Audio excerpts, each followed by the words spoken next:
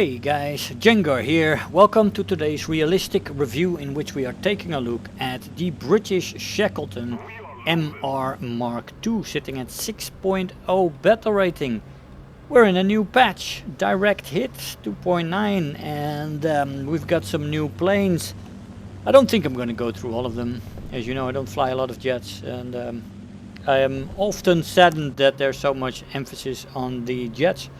Although it can be fun at times, it is not my main forte. I prefer the props, and so I'm gonna look at the prop planes, and after that I'm gonna continue with Soviet rank 4. Now the Shackleton is a very nice bomber to be added to the British line. 6.0 battle rating is a little bit steep, but the plane is performing alright there. From what I saw so far, seems to be a sturdy plane with a nasty bite. That top turret is absolutely awesome, and I mean, I have not flown any fighters yet with the Hispano Mark 5s, but I have heard that the Hispanos are not so much Hisparcos anymore, that they seem to be much more effective. Well, I did find that out in this flyout with this bomber. This turret is absolutely lethal if you get it on sight, and if this is how the fighters feel, I'm gonna look forward to flying Brits after the Soviets, because that's what you guys chose. It's gonna be Brits after that, and if the Hispanos are this effective, man, it's gonna be fun. Anyway, this Shackleton, is it fast? Well, the maximum speed at sea level without web is 434 kilometers an hour, and with web 468. At 4,500 meters, this is 367 without web and 382 with, and finally at 6,500 meters this is 285 without web and 330 with. This is in indicated airspeed without Mach. Now this bomber is decently fast. It's not super slow, it's not super fast, it's not a Ju 388 or something, or 288 or whatever. It is it's alright when it comes to speed. Top speed in a dive is 554 before she redlines and 620 before she rips apart. Now this is alright as well. It's just not as effective as some of these German Schnellbomber, but well, it is it's not very bad either. It's alright. The control stiffening, it's not really, you can't really say anything about control stiffening or compression, because it starts off as a terrible rolling plane anyway. I have not even tried it out. Just normal rolling with this plane is almost impossible, and it stays functional when it comes to the elevator control for a very, very long time. So yeah, it's not relevant, compression in this plane. The firepower in this plane, stall speed is 130. That's quite alright for a plane like this. So you don't want to take it in the vertical anyway. If you have to turn, take it into a horizontal turn and get the guns on target, and that is fine. For some reason I just cannot get the controls on site to maneuver the plane when it is in turret mode. I can only get the rudder to function, but ailerons or elevator while I'm in a turret view will not work no matter what I do. I've watched advisements from Hitman, and I tried to figure it out with some of my squadron mates, but what works for them does not work for me, apparently. Thank you, Gaijin. I don't know, man, it just doesn't work for me. I just can't get it to work. Otherwise it would be much more fun flying bombers, being able to maneuver. But apparently it can't seem to work for me, and on my computer to you know, reinstall it and stuff like that, I am fearful of doing that with this old machine. Everything seems to be working. I'm quite content with how it is, but anyway, you can have much more fun in bombers that way if it works for you, that setup. Firepower in the plane is decent. Ammo loads are great. You do have two turrets, and they are double barreled 2 times 20mm Hispano Mark 5 turrets with 350 rounds for the top turret per gun. 350 rounds per gun. This is absolutely awesome. These turrets, man, the forward one is not that great because it doesn't have much maneuvering space in it, so it's just looking forward basically, and a little bit of space there, but not much. So you're completely reliant on the top turret. So that leaves a lot of uncovered area. Let's be straight about that. That's why I call the firepower decent and not spectacular.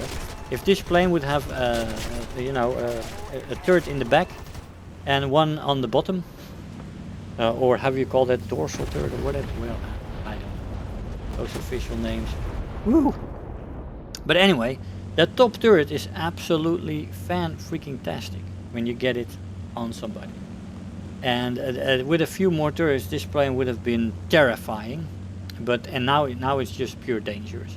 You just got to stay out of the top turret. So you got to dip underneath the horizontal plane of the wings and make sure that that turret cannot hit you. If you stay there and attack it from the bottom, this plane is absolutely no danger to you. It should be easily countered. But now that it's new, people like to fly in the range of this gun, and it is absolutely hilarious. Acceleration in this plane in a straight line is decent, in a dive it's good, actually performs well there. Energy retention is decent in the horizontal and in the vertical. Climb rate is good in the plane, especially when you start off at the bomber spawn, so in-game. If you're testing it, it's less than good because it overheats before you get to a decent altitude, so it's going to be terrible. You got to cool it off a lot.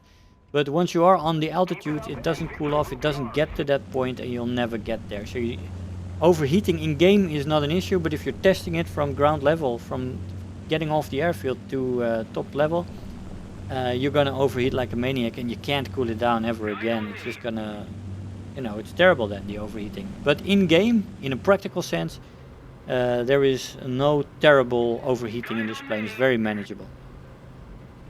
Turn time in this plane is average, above average with flaps.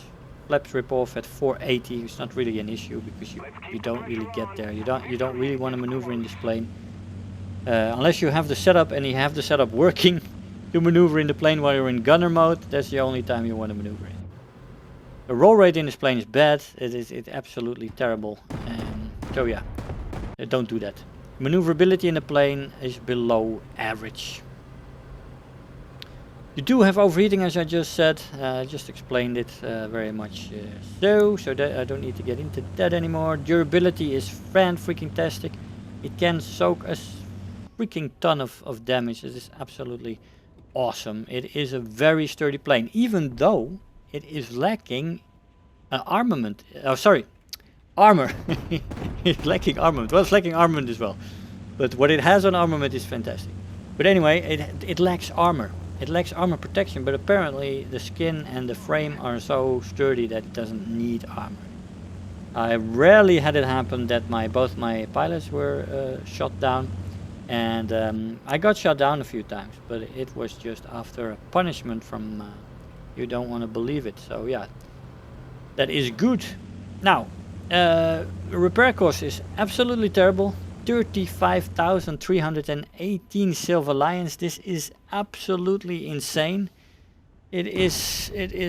I think only the B-29 and the Tu-4 have higher repair cost when it comes to bombers, and then this thing comes. I mean, do you want to discourage people to fly this thing from the get-go? Okay, that's fine. I mean, it does have plenty of downsides for people to work against once they know this plane. Don't approach it from the direct front. Don't approach it from above. You're good. From below, from any direction, this plane is a sitting duck. So yeah, why does it have a 35,000 repair cost? Because the top turret is awesome. But people will stop flying directly into this top turret once they know what Shackleton is all about. So yeah. The turret placements, as I said, it is poor. You only have the top turret, basically. Only if people approach you from the direct front, you have the other turret as well. And then you can shoot with the top turret as well, so then you have double turret. But I mean, I've only seen that happen once when I played. And that guy learned very quickly. Oh yeah. Bomb loads in this plane are good. You start with 18 250 pound bombs, then you quickly go to 25 500 pound bombs, and then as a top load you can pick a 15 time 1000 pound bombs, You also have rockets, and there's also combinations with 15 times 1,000 pounds and then some rockets. You have to go low though, and once you're low, you can use this turret of course, but you are more in danger. This plane can actually climb on altitude a little bit, and I've managed to stay out of the grips of people for a long time after I climbed. So it's just that it doesn't have any defensive turrets for altitude, so yes, you climb, but it is not really useful because the turret's on top, and you got to get below people to make it function well. And there's only going to be a very small window, people, where this bomber is going to be fun. Because once people find out, they're going to make sure that they don't attack you from above to stay out of the range of that turret. And that is not very difficult to do because it's the only workable turret that moves.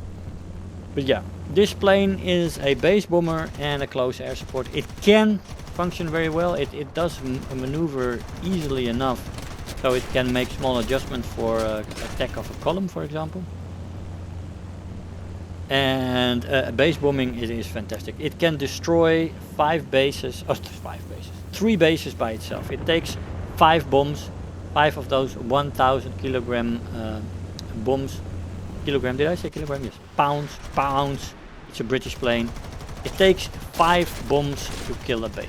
So you can kill 3 bases by yourself and leave the rest to other people. But that's quite the ordnance, man. That's quite the amount of bombs that you take with you. And makes this plane very effective as a base bomber.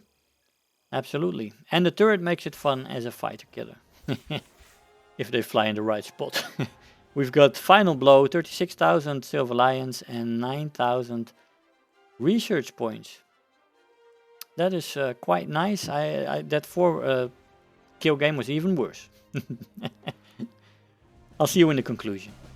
Hey guys, so here we are after the match. Now the Shackleton is a fun bomber so far. I think it's gonna be less and less fun as people learn how to approach this thing.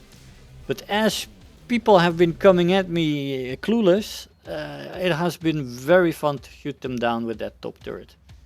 And yeah, so I quite enjoy it. And what I also find very remarkable is that the plane has almost no armor to speak of, but it seems to be very, very sturdy. It seems to be able to take a shit ton of damage until the plane is completely black. I've taken punishment after punishment in this plane, and this plane still being able to take me home.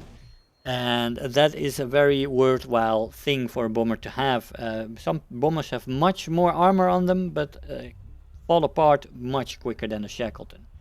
So the Shackleton, durability, fantastic, and top turret also fantastic. But yeah, as I said, as people learn to approach this bomber, it's gonna be more difficult to lure people in.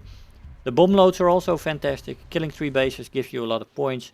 Shooting 1 or 2 fighters a match. I'm running a 2-to-1 kill death ratio right now. I've got 8 kills and 4 deaths. So it seems to be very effective right now. I don't know if it lasts, as I said, but for now it's a very fun bomber, guys.